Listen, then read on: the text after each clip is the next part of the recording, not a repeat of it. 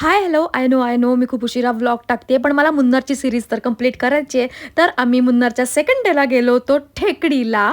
आणि टेकडीला जाताना सकाळ सकाळ आम्ही खूप उशिरा उठलो होतो कारण आदल्या दिवशी इतकी मजा केली होती आणि दुसऱ्या दिवशी उठायला झाला उशीर. पण आम्हाला वेळीच टेकडीला पोहोचायचं होतं कारण मुन्नारपासून टेकडी ऑलमोस्ट 1.5 तासावर आहे.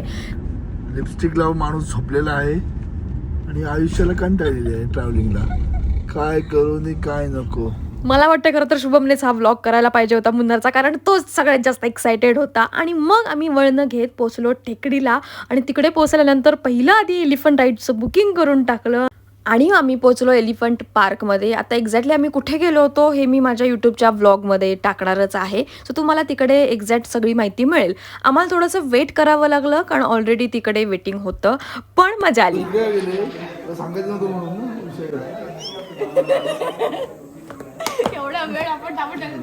तर ही गंमत तुम्हाला माझ्या व्लॉगमध्ये बघायला मिळेलच. पण असं झालं होतं की आम्ही ऋताला सांगितलं होतं की आपल्याला फक्त राईड करायला मिळणार आहे, आपल्याला बाथ किंवा फीडिंग वगैरे काही करायला मिळणार नाही. आणि तिचा मूड ऑफ झाला होता आणि तिकडे गेल्यावर तिला सरप्राईज मिळालं. सो आम्ही मग नंतर निघालो होतो मस्तपैकी राईड करायला. खरं तर ना असं लांबून बघितलं हत्तीवरून फिरताना की असं वाटतं की बिचारे हत्ती किती थकत असतील, त्यांना किती त्रास होत असेल. पण तिथे माहिती काढल्यावर एक आम्हाला गोष्ट कळाली की हत्ती हे सगळं खूप जास्त एन्जॉय करत असतात आणि इतके मस्त ते खेळता खेळता छान त्यांचं खाणं पिणं सगळं करता करता आम्हाला राईड करत होते. त्याच्यामुळे आम्हाला सुद्धा खूप जास्त एन्जॉय करता आलं.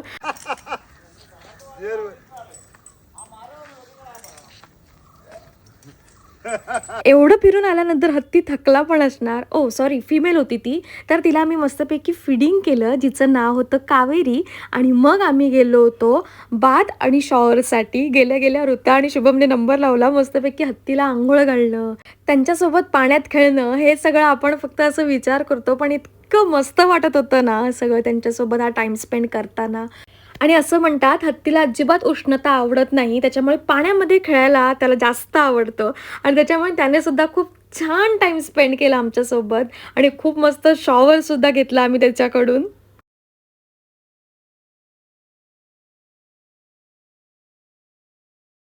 इन्स्टावर कितीही चांगले फोटो दिसले तरी त्या फोटोच्या आधीचं घाबरणं हे तुम्हाला इथे दिसेल. बरोबर आम्ही खेळून परत नवा जोमाने चाललो आहोत हॉटेलला. आणि म्हणतात ना, तुम्हाला एखादी गोष्ट मनापासून एन्जॉय करायची असेल तर युनिवर्ससुद्धा तुम्हाला मदत करतं. धो पाऊस पडून गेल्यामुळे खूप छान वातावरण झालं होतं आणि मग अशा पीसफुल वातावरणाचा आनंद घेत आम्ही गेलो आमच्या हॉटेलला. Bye bye.